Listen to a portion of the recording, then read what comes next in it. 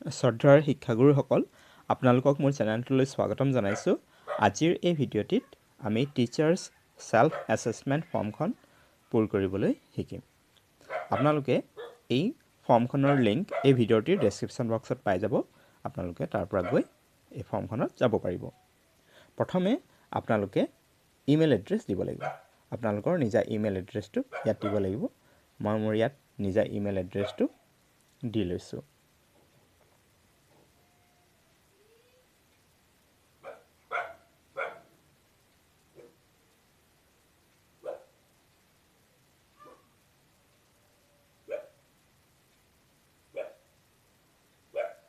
Email address দিয়াৰ পিছত আপোনালোকে তলত চাব টিচাৰ্ছ সেল্ফ এছেছমেণ্ট গাইডলাইন পাব।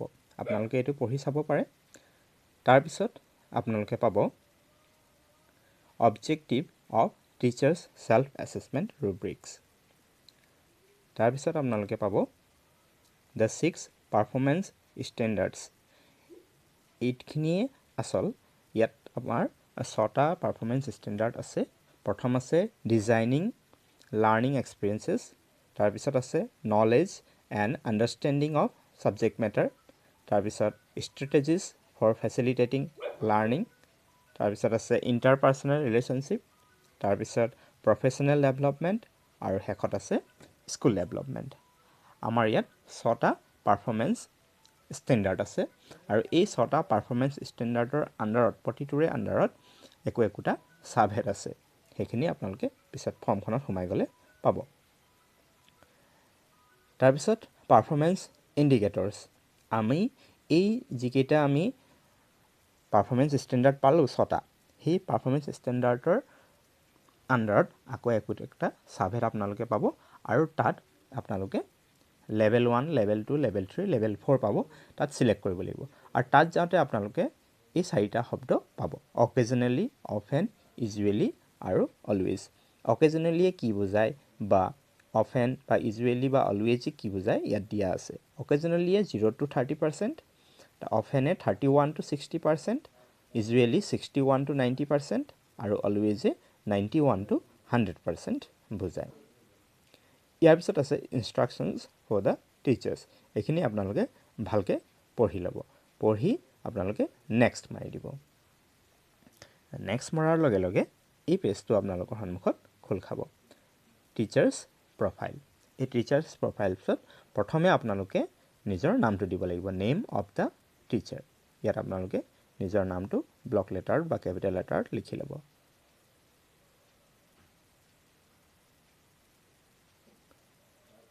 তাৰপিছত আপোনালোকৰ নেক্সট ডেট অফ বাৰ্থ দিব লাগিব। ডেট অফ বাৰ্থৰ কাৰণে আপোনালোকে ইয়াত ক্লিক কৰিব। ক্লিক কৰাৰ লগে লগে আপোনালোকৰ আগত এনেকৈ খোল খাবগৈ। আপোনালোকে এই যিটো 2021 তাত ক্লিক কৰিব। তাত ক্লিক কৰাৰ লগে লগে আপোনালোকে এনেকৈ চনটো আপোনালোকৰ নিজা জন্মৰ চনটো ছিলেক্ট কৰি ল'ব পাৰিব। তাৰপিছতে মাহটো ছিলেক্ট কৰিবলৈ ইয়াত মাৰ্চ 1988 ওলাইছে। আপোনালোকে এনেকৈ গৈ যিটো মাহত আপোনাৰ হয়, যোনটো বছৰৰ, সেই মাহটোত গৈ আপোনালোকে তাৰ তাৰিখটো ছিলেক্ট কৰি ছেট কৰি দিব। এইটো জন্মৰ তাৰিখটো ছেট হৈ যাব। তাৰপিছত আপোনালোকে ডেজিগনেশ্যনটো দিব, এছিষ্টেণ্ট টিচাৰ বা যি হয় আপোনালোকৰ। মই ইয়াত দিলোঁ AT বুলি, এছিষ্টেণ্ট টিচাৰ। তাৰপৰা স্কুল এড্ৰেছটো আপোনালোকে দিব। মই ইয়াত জাষ্ট মডেল হিচাপে দেখুৱাইছোঁ, গতিকে মই ইমান লিখি থকা নাই। আপোনালোকে নিজৰ স্কুল এড্ৰেছটো ভালদৰে দিব। তাৰপিছত ডাইচ কোড দিব লাগিব বিদ্যালয়ৰ। আপোনালোকৰ ডাইচ কোডটো নিজা নিজা বিদ্যালয়ৰ দিব।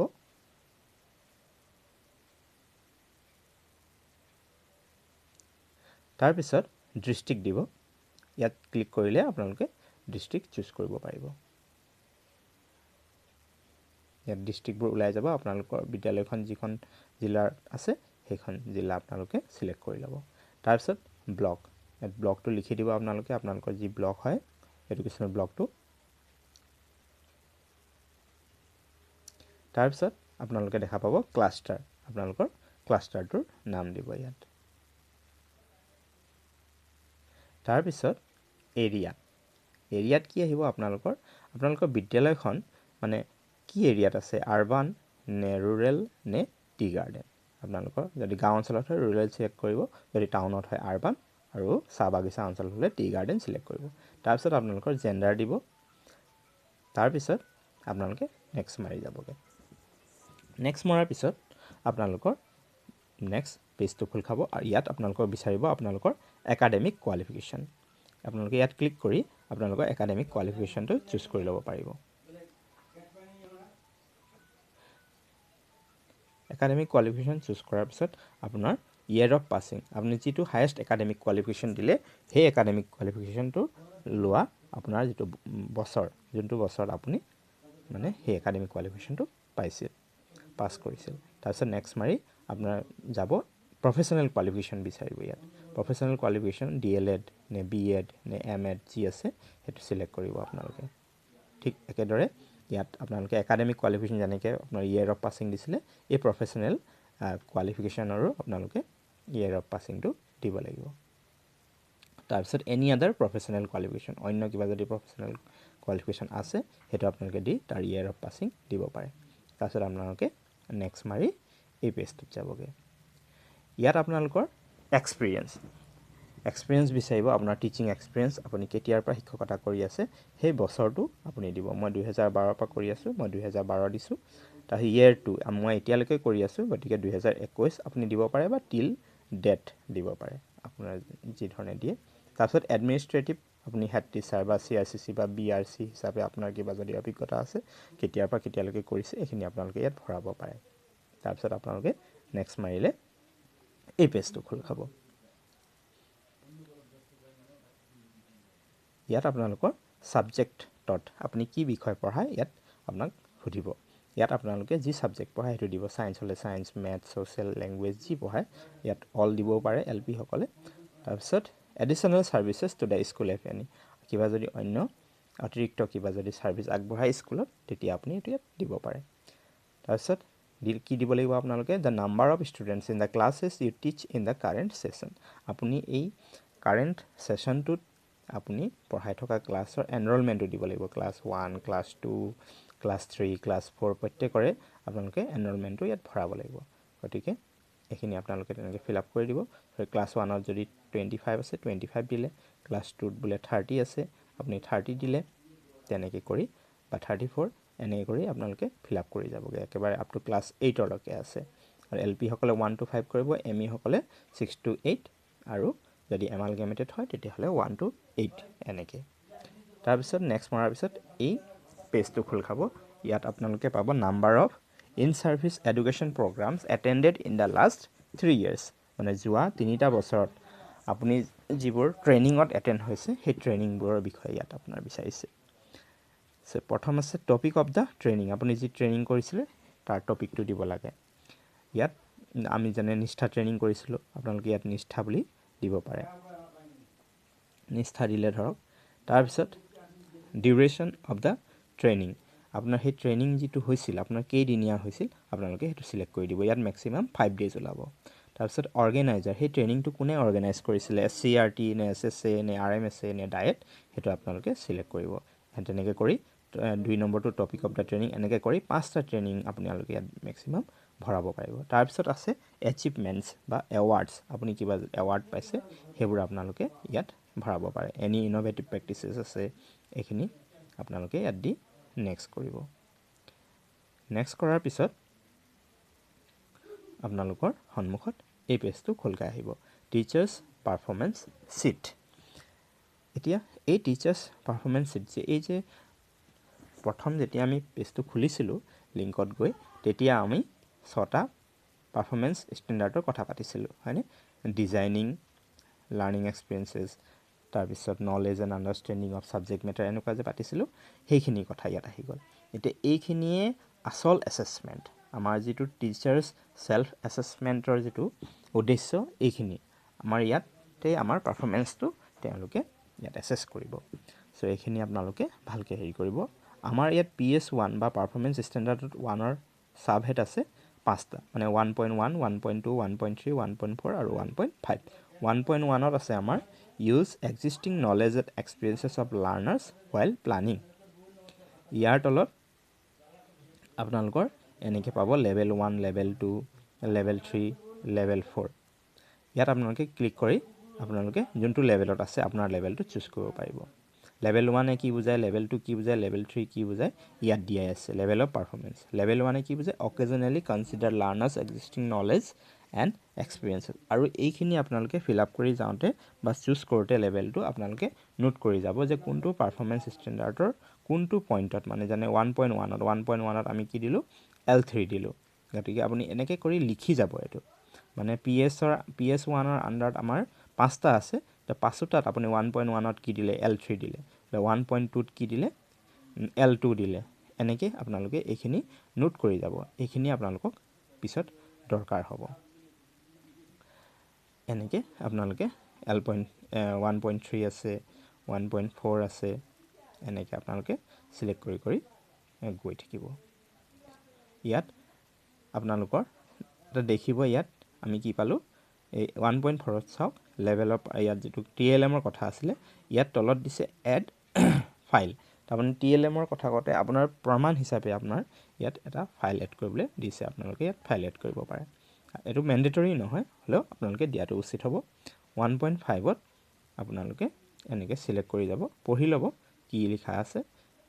যদি কিবা নুবুজে মোক কমেণ্ট কৰিব। এনেকৈ কৰি নেক্সট মাৰিব।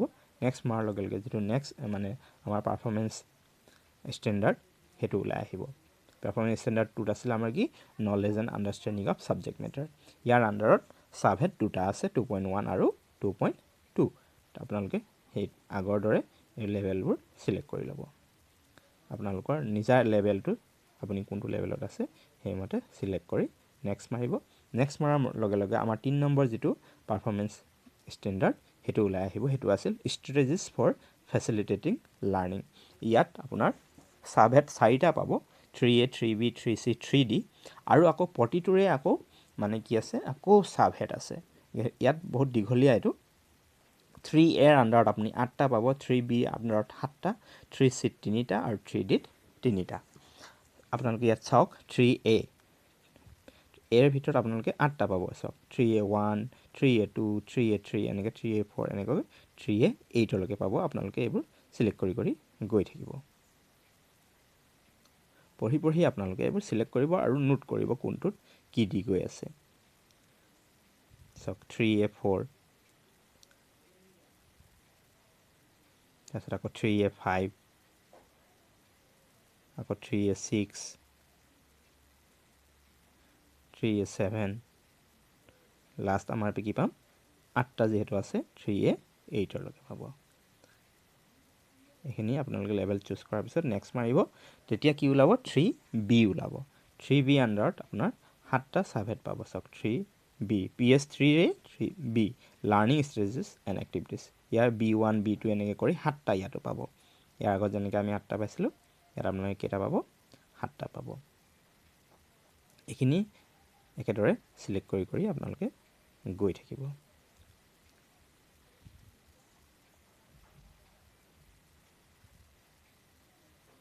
এনেকৈ চিলেক্ট কৰি কৰি আপোনালোকে যোৱাৰ পিছত চাওক 3B5 পাইছোঁ আমি,